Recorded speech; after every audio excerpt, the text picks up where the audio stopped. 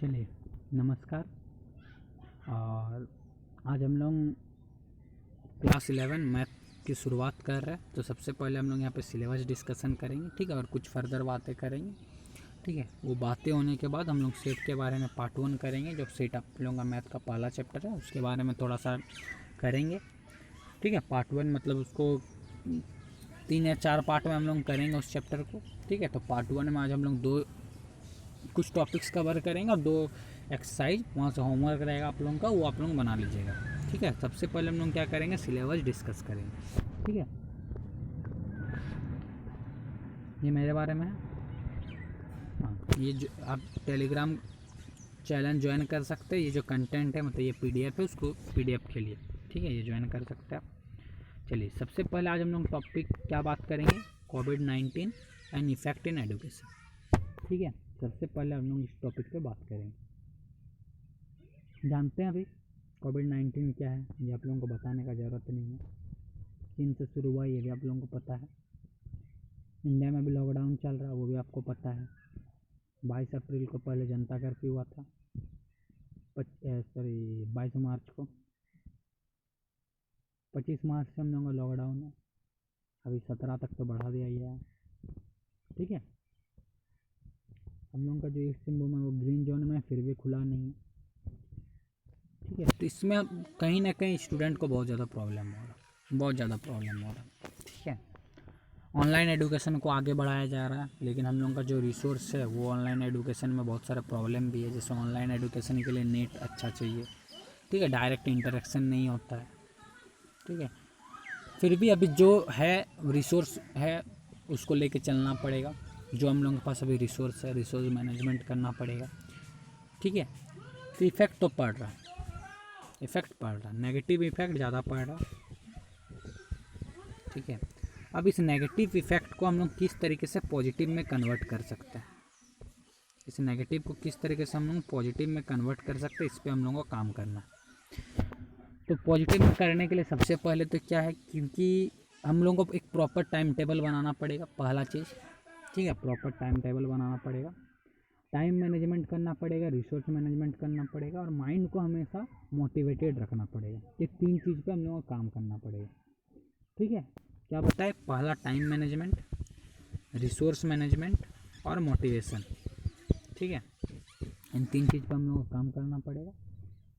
और उसके बाद हम लोगों को कंटिन्यू स्टडी चालू रखना पड़ेगा। क्यों? क्योंकि भले ही आप लोगों का बैच लेट से स्टार्ट हो रहा, आप लोगों का बैच क्या हो रहा है, लेट से स्टार्ट हो रहा, लेकिन इसका मतलब ये नहीं है कि आप लोगों का एग्ज़ाम भी लेट से होगा। ये वायरस जो बीमारी आया है, एपिडेमिक आया है, महामारी आई है, ये कभी ना कभी ख़त्म हो जाएगा। कुछ दिन बाद सब चीज़ नॉर्मल हो जाएगा। अब जब नॉर्मल होगा तो आप ये आपको ध्यान रखना है कि आप यहाँ पे हैं, अभी आपके साथी भी यहीं पे हैं। ऐसा ना हो कि जब जो महामारी जब ये ख़त्म हो जाए तो आप यहाँ तक पहुँचे, ठीक है, और आपका साथी यहाँ तक पहुँच जाए। ये नहीं होना चाहिए, आपका साथी यहाँ तक पहुँच जाए। आपको क्या करना है, ये आप है, मान लीजिए ये आपका साथी है। अगर वायरस ख़त्म होने के बाद आपका साथी यहाँ तक है तो आपको भी इसके आसपास इस इलाके में रहना पड़ेगा। ऐसा ना हो कि आप यहीं पर रह जाए। तो इसके लिए अभी से आपको मेहनत करने की ज़रूरत है, ठीक है। बस यही बोलना था। तो आज हम लोग क्लास का शुरुआत इसके साथ करते हैं। ये एक लाइन है, ठीक है, पुश योर सेल्फ। अपने आप को क्या कीजिए, पुश कीजिए, आगे बढ़ाइए। क्यों बढ़ाइए? Because no one else is going to do it for you. आपके अलावा आपके लिए कोई और करने वाला है नहीं। इसीलिए आपको क्या करना है, आपको अपने आप को आगे ढकेलना है, आगे बढ़ाना है।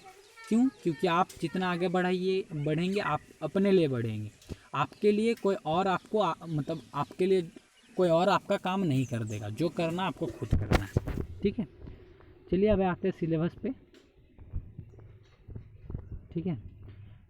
जो 100 मार्क्स का मैथ होता है उसके हिसाब से ये डिस्ट्रीब्यूशन है। अगर आपका 80 मार्क्स का मैथ होता है तो इसमें हर चीज़ में कुछ ना कुछ कम मार्क्स आ जाएंगे। लेकिन जो मेजर पार्ट है, जैसे ये पार्ट में 29 मार्क्स, तो आपका इस तरीके से ये मेजर पार्ट ही रहने वाला है, ठीक है। तो पहला यूनिट क्या आता है, sets and function. Math book में पहला यूनिट क्या है, सेट एंड फंक्शन। इसमें 3 चैप्टर को इंक्लूड किया गया, पहला सेट, रिलेशन एंड फंक्शन और ट्रिग्नोमेट्रिक फंक्शन। इन 3 चैप्टर मिला के 100 में से 29 मार्क्स का क्वेश्चन आता है, ठीक है। 80 में तो कुछ घटेगा, लेकिन मेजर पार्ट जो जिस तरीके से बांटा गया उसी तरीके से रहता है, ठीक है, इन 3 चैप्टर को। ठीक, उसके बाद क्या आ गया, एलजेब्रा। एलजेब्रा में 6 चैप्टर है। Principle of mathematical induction, complex number and quadratic equation, linear inequalities, permutation and combination, binomial theorem and sequence and series. In 6 chapter को मिला के 100 में से 37 मार्क्स का क्वेश्चन पूछा जाता है, ठीक है, 100 में से 37 मार्क्स का क्वेश्चन रहता है। उसके बाद आता है कोऑर्डिनेट ज्योमेट्री, लगातार चैप्टर है, ठीक है, मतलब वहाँ पे ये जो है ये जो 3 से ख़त्म हो रहा, 3 पे ख़त्म हो रहा, ये जो नेक्स्ट है ये चौथा चैप्टर है, ये 5वां चैप्टर है, 6ठा, इस तरीके से, ठीक है। अब आता है उसके बाद कोऑर्डिनेट ज्योमेट्री। कोऑर्डिनेट ज्योमेट्री में 3 चैप्टर है, straight line, conic section, introduction of 3D geometry, 3 dimensional geometry. इससे 13 मार्क्स का क्वेश्चन आता है, इन 3 चैप्टर का मिला के 13 मार्क्स का क्वेश्चन आता है। फिर चलते हैं unit 4 calculus, limit and derivatives, इससे 6 मार्क्स का आता है। लेकिन ये आपका बहुत इंपॉर्टेंट चैप्टर है। क्यों? क्योंकि ये चैप्टर आप, चलिए वो हम आगे बताएंगे, चलिए बता ही देते हैं, ठीक है।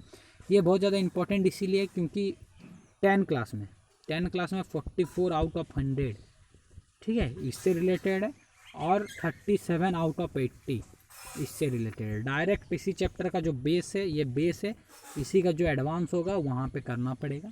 5 चैप्टर वहाँ पे लगातार है, ठीक है, और पूरा का पूरा बेस आपको यहीं पे सीख लेना है। उसके बाद मैथमेटिकल रीजनिंग, यहाँ से 3 मार्क्स का आता है, ये हम नहीं कराएंगे, ठीक है। ये थ्योरी है, पूरी क्या है, थ्योरी है, तो ये आप लोग खुद से कर लीजिएगा, ठीक है, थ्योरी है, इसको पढ़ लीजिएगा, ये चैप्टर हम नहीं कराएंगे, ठीक है। चलिए आगे चलते हैं।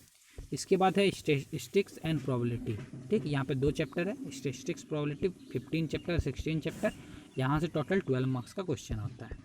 तो ये हो गया 100 में से, टोटल 100 में से आपको किस तरीके से बांटा गया। अब आ गया कि इसके इस मैथ के पीछे आपका अप्रोच क्या होगा, आप क्या क्या कीजिएगा। सबसे पहला चीज़ क्या है, आपको एक नोटबुक ले लेना है, पतला सा, ठीक है, ज़्यादा मोटा नहीं होना चाहिए। किसके लिए, इसमें फार्मूला लिखना है आपको, फार्मूला, ट्रिक्स, ठीक है, ट्रिक्स, और जो भी फर्दर नोट्स होगा सिंपल, ठीक है, वो सारा चीज़ आपको इसमें नोट करते चलना है। क्लास 11 का, और फर्दर यही वाला 12 में भी हो जाना चाहिए, मतलब उस तरीके से लीजिएगा। 10 रुपये वाला कॉपी या जो 20 रुपये वाला कॉपी होता है वो सफिशियंट है, ठीक। क्या करना है आपको, पहले फार्मूला इसमें लिखना है, जो भी हर चैप्टर वाइज, चैप्टर 1 दे दिए, सेट से रिलेटेड जो भी फार्मूला रहेगा वो रहेगा, ठीक है, जो ट्रिक्स सब रहेगा वो रहेगा, और नोट्स, जो नोट्स मतलब क्या होता है, जो छोटा मोटा पॉइंट्स होता है, जो 1 लाइनर होता है, जो इंपॉर्टेंट्स होता है, उसको आप वहाँ पे नोट करके रख लीजिए। ये पहला चीज़ होना चाहिए। दूसरा चीज़ क्या होना चाहिए, आप 2 पेज या तो आप फार्मूला बुक का पीछे कर सकते हैं, या फिर अलग से 2 पेज जो A4 पेपर होता है, या कोई भी 2 पेज आप अपने साथ रख सकते हैं।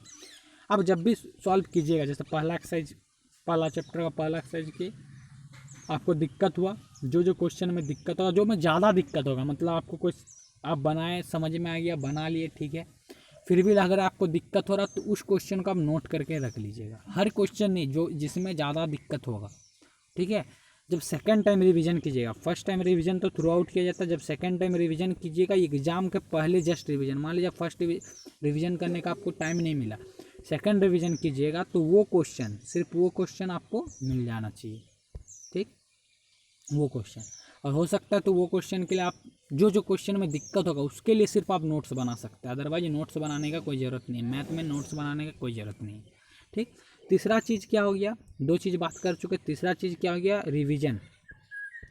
रिवीजन। मैथ में रिवीजन बहुत इंपॉर्टेंट है, बहुत ज़्यादा इंपॉर्टेंट रखता है रिवीजन, ठीक है। विदाउट रिवीजन हम आपको बता दे रहे कि आपको मैथ आप सॉल्व नहीं कर पाइएगा एग्जामिनेशन हॉल में, ठीक है। तो मैथ में रिवीजन बहुत ज़्यादा मायने रखता है, अदर सब्जेक्ट में भी रखता है, लेकिन मैथ में और थोड़ा ज़्यादा मायने रखता है, ठीक है। ये तीसरा चीज़, ये 3 अप्रोच आपको लेके चलना है, ठीक है। चौथा चीज़ के क्या है कि 11 को अच्छा से पढ़ना है, 11 को हर एक सब्जेक्ट 11 को ठीक से पढ़ना है। इसके लिए 2 रीज़न है। पहला रीज़न तो ये है क्योंकि 12 का अधिकतर चैप्टर का बेस यही है, 12 का अधिकतर चैप्टर का बेस आपको 11 में मिलेगा, पहला रीज़न। दूसरा, अगर मान लीजिए आप कोई भी कॉम्पिटिटिव एग्ज़ाम देखते हैं, जेईई मेंस देखते हैं, नीट देखते हैं, कुछ भी देखते हैं, ठीक है, तो उससे क्या होगा, आपका जो 11 का सिलेबस से करीब 60% क्वेश्चन और 12 का सिलेबस से 40% क्वेश्चन आता है, तो 11 से भी क्वेश्चन आता है, ठीक है। इस हिसाब से आपको 11 वाला भी करके रखना है, ठीक है।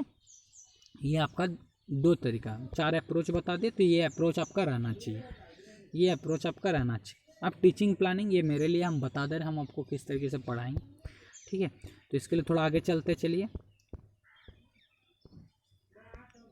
पहले हम लोग यहाँ से शुरू करेंगे, सेट करेंगे, रिलेशन एंड फंक्शन करेंगे, ट्रिग्नोमेट्रिक फंक्शन करेंगे, ठीक है।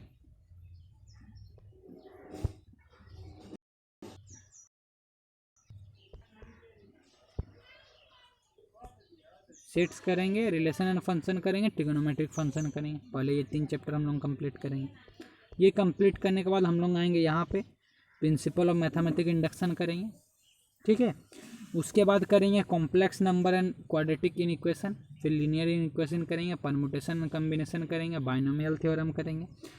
यहाँ तक करने के बाद जब भी ये 2 चैप्टर हम लोग कर लिए, ये 2 चैप्टर कर लिए, ये 2 चैप्टर इसी के साथ हम लोग कनेक्ट कर देंगे, किसको, इसी के साथ हम लोग कनेक्ट करेंगे प्रोबेबिलिटी को। क्यों? क्योंकि उससे ये रिलेटेड है, ठीक है। तो इस तरीके से हम लोग रिलेट करके पढ़ेंगे, ठीक है। लिमिट एंड डेरिवेटिव्स अपना है, अलग है। 3D ज्योमेट्री फिर क्या होगा, सीक्वेंस एंड सीरीज अपना अलग पढ़ेंगे, सीक्वेंस एंड सीरीज किसी से रिलेट करके नहीं पढ़ेंगे, ठीक है। 3D ज्योमेट्री अपना अलग पढ़ेंगे, ये दोनों को एक साथ रिलेट करके पढ़ेंगे, मतलब कहीं पे भी स्ट्रेट लाइन किए तो उसी का बात करेंगे। 3D ज्योमेट्री पहले कर सकते हैं, लेकिन इसके साथ किसी को रिलेट नहीं करेंगे, ठीक है। लेकिन अगर ये शुरू कर दिए तो उसके बाद ये चैप्टर हम लोगों को कंप्लीट करना, आप लोग भी इसी तरीके से पढ़िएगा। लिमिट एंड डेरिवेटिव अपना अकेला का है, ये चैप्टर हम नहीं कराएंगे, ये चैप्टर हम नहीं कराएंगे। मैथमेटिकल रीजनिंग ये आप लोग खुद से कर लीजिएगा, ठीक है। पूरी थियोरेटिकल पार्ट है, और स्टेटिस्टिक्स वाला करेंगे, ठीक है। तो आपको वो ध्यान रखना है, क्या ध्यान रखना है कि कभी पढ़िएगा एक चैप्टर से दूसरा अगर रिलेट है तो उसके बाद जो पहले रिलेट होगा उसको पहले पढ़िएगा, वो कंप्लीट होने के बाद ही दूसरा चैप्टर में जंप कीजिएगा, ठीक है।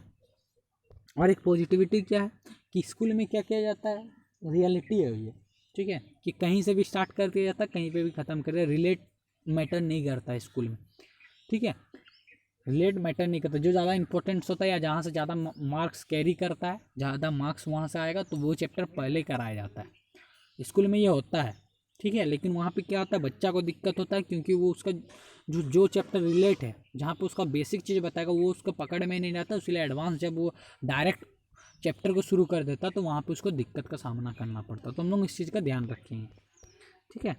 तो ये चलिए यहाँ पे हो गया, किस तरीके से हम पढ़ाएंगे वो बता दिया। तो यहाँ से अब हम लोग का जो भी चीज़ बताना था वो ख़त्म होता है, अब हम लोग जो सेट चैप्टर है उसमें आते हैं, ठीक है।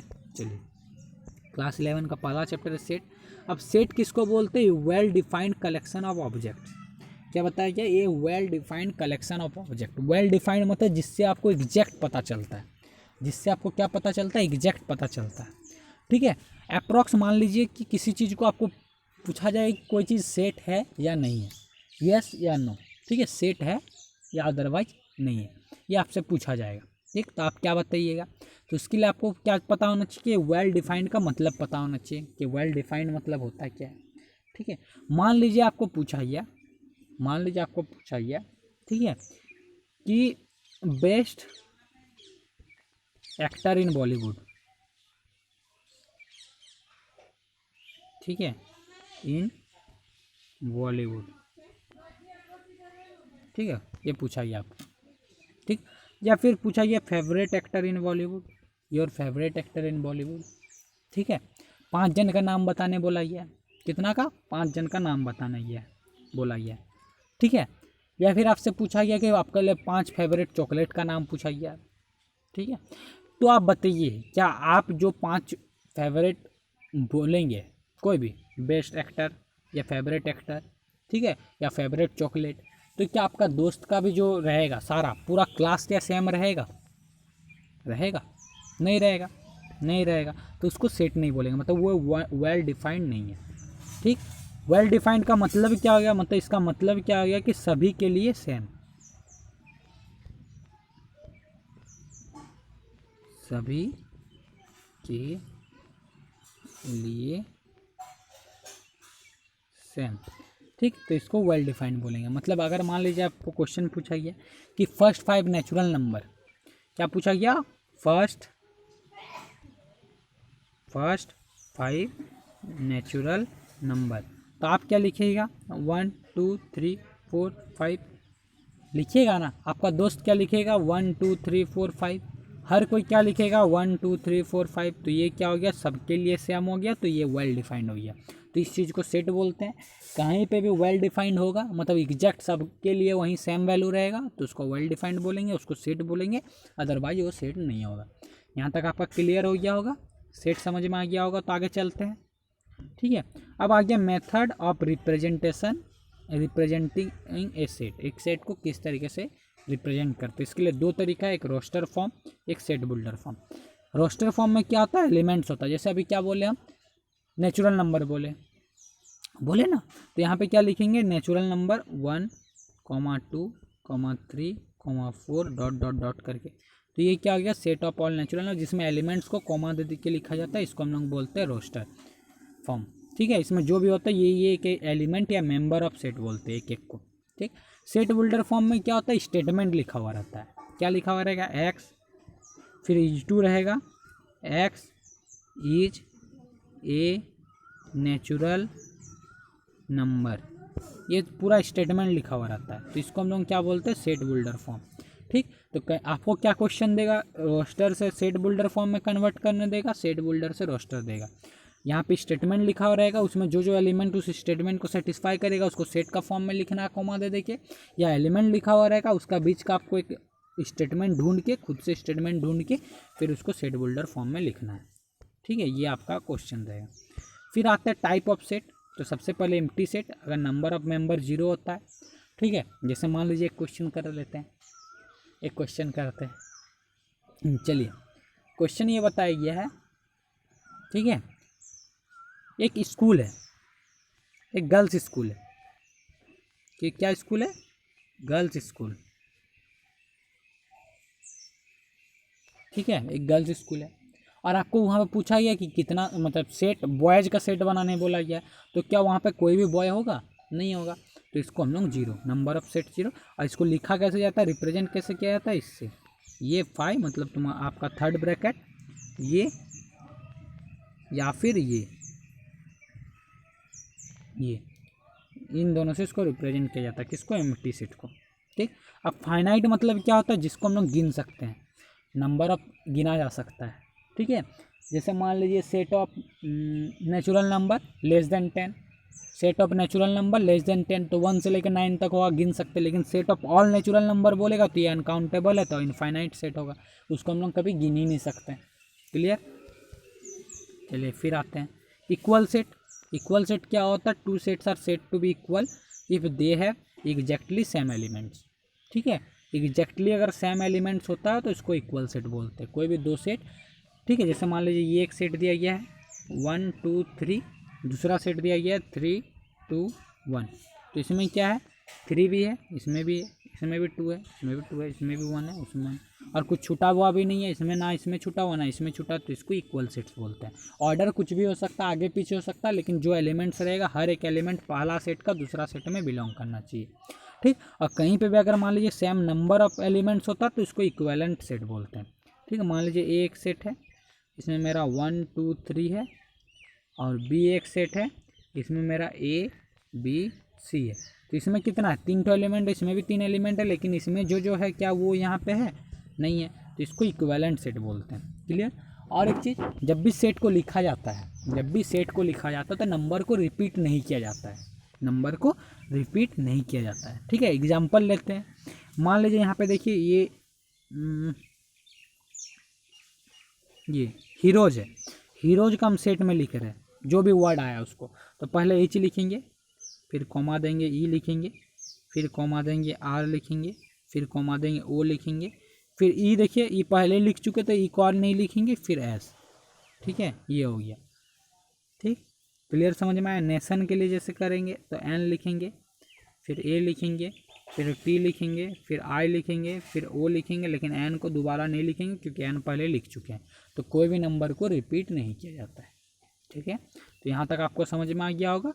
ठीक है, तो यहीं पर हम लोगों का चैप्टर ख़त्म होता है, चैप्टर नहीं एक्सरसाइज मतलब कुछ टॉपिक ख़त्म होता है, और आपका होमवर्क को एक्सरसाइज 1.1 और 1.2 एनसीईआरटी का, ठीक है। और अगर आप कोई रेफरेंस बुक यूज कर रहे हैं जैसे आर.डी. शर्मा हो गया, या फिर कोई भी फर्दर आपका स्कूल में मान लीजिए एनसीईआरटी के साथ रेफरेंस बुक कुछ सजेस्ट किया गया है, तो वहाँ से अगर आप सॉल्व कर रहे हैं तो वहाँ पे इससे रिलेटेड जो भी क्वेश्चन रहेगा वो आप सॉल्व कर लीजिएगा, ठीक। अब सेट के बारे में फर्दर हम लोग दूसरा पार्ट में पढ़ेंगे, और कुछ भी दिक्कत होगा, कोई भी दिक्कत होगा तो आप यहाँ पे कमेंट बॉक्स है, कमेंट बॉक्स में आप लिख दीजिएगा, ठीक है। वो हम सॉल्व करके इसका फर्दर जो भी नेक्स्ट पार्ट आएगा, मतलब पार्ट 2 आएगा जो सेट का, उसमें पहले उस पर हम लोग डिस्कशन करेंगे, जो भी प्रॉब्लम्स होगा उसमें डिस्कशन करेंगे यहाँ से, या फिर कुछ इस टॉपिक को समझने में आपको अगर मतलब और की रियलिटी चाहिए, ठीक है, आपको और थोड़ा अच्छा समझना है। ऐसे तो हम जितना अच्छा समझा दिए आपको समझ में आ ही गया होगा, लेकिन अगर आपको और चाहिए तो आप वहाँ पे मेरे को कमेंट कर दीजिएगा कमेंट बॉक्स में, हम उसको देख लेंगे, फिर वहाँ से हम नेक्स्ट वीडियो जो रहेगा उसमें उसको पहला पार्ट में वो डिस्कस करेंगे, और सेकंड पार्ट में फिर नया स्टार्ट करेंगे, ठीक है। Thank you.